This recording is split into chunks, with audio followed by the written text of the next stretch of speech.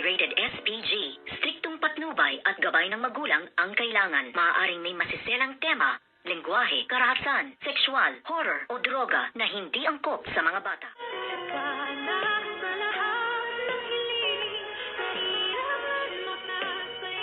Channel, nag-iisip nga itong si Dr. Kim habang siya ay nagkakape at napakalalim nga ng kanyang iniisip kasi nga noon niya lang nakita itong si Doc Carlos Benitez kung kaya't naisip niya bakit kaya nagbabaliw-baliwan itong si Dr. Carlos Benitez at dumating naman itong ngang si Doc Ray Meneses at dito na nga siya nagtanong tungkol nga sa pagkatao nitong si Dr. Carlos Benitez at sinagot naman siya ng tama at maayos ni Doc Ray Meneses at nasabi nga niyang itong si Dr. Carlos Benitez ay obsessed nga dito kay Miss Lynette Santos at umabot pa nga ito sa kidnapping at pagtangkang pagpatay.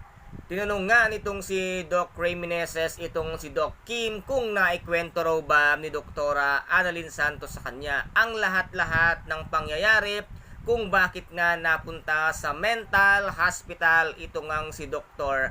Carlos Benitez at nasumagot naman itong si Doc Kim na hindi nga daw nagkukwento itong si Dr. Annalyn Santos at wala siyang kaalam-alam sa totoong nangyari at ang nasabi lang ni Doc Kim dito nga kay Dr. Ray Meneses na siyang ikinagulat naman ni Doc Ray Meneses na sa mga ikinikilos nga daw nitong si Dr. Carlos Benitez ay hindi siya baliw at nagbabaliw-baliwan lamang ito. Nagulat naman itong ang si Doc Ray Meneses sa sinabi nitong si Doc Kim at sinabi nga nito ni Doc Kim na kung maaari daw pa ay tulungan siya para makonfirm niya ang kanyang akusasyon tungkol nga dito sa pagpapanggap nitong si Doc Carlos Benitez na baliw-baliwan para lamang hindi nga siya maikulong at makaligtas sa kanyang mga kasalanan dito nga sa mga kapulisan.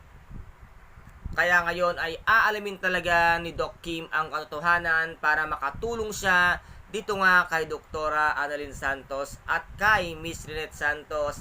Buti pa si Doc Kim ay meron siyang magandang naging gawa kumpara naman kay Doc Lindon na hindi niya pa inaamin ang katotohanan na hanggang sa ngayon ay nakatago pa rin ang tunay na pagkatao nga nitong bruhang si Zoe at ngayon mismong si Dr. Carlos Benitez ang nagbunyag ng katotohanan na hindi tunay na anak ni Dr.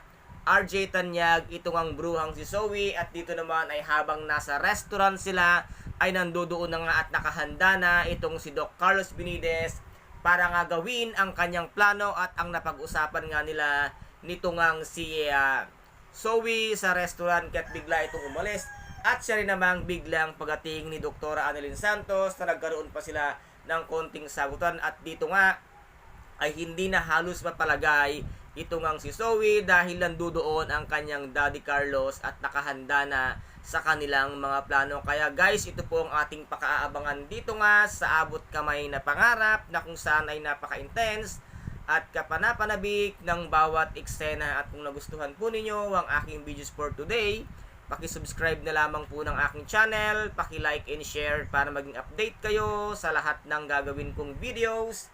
Maraming salamat po. Ingat, God bless and bye-bye!